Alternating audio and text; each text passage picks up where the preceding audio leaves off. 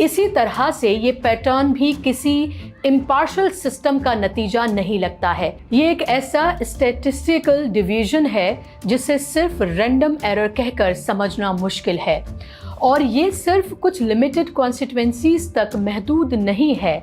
ऐसे ही पैटर्न्स कई Muslim majority इलाकों में दिखाई देते हैं, और उन कॉन्स्टिट्यूएंसीज पर भी जहां पिछले चुनावों में बीजेपी का परफॉर्मेंस कमजोर रहा।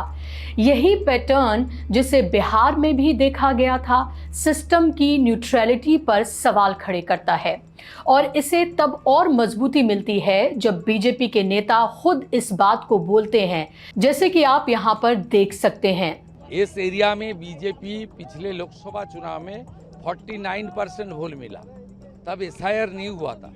SIR का बाद यहाँ 55% वोट मिलेगा बीजेपी को, सब सीट जीतेगा।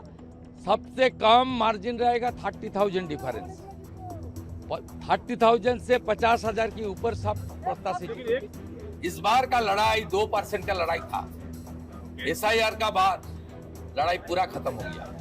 जब हम इसे ब्रॉडर इलेक्टोरल कॉन्टेक्स्ट में रखते हैं तो सवाल और गहरा हो जाता है।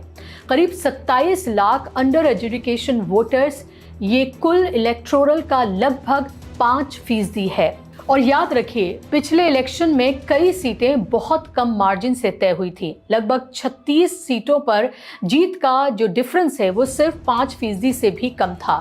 इसके अलावा कुछ एनालिसिस ये भी दिखाते हैं कि कई कॉन्स्टिट्यूएंसीज में डिलीटेड वोटर्स की संख्या पिछले इलेक्शन के विनिंग मार्जिन से ज्यादा है।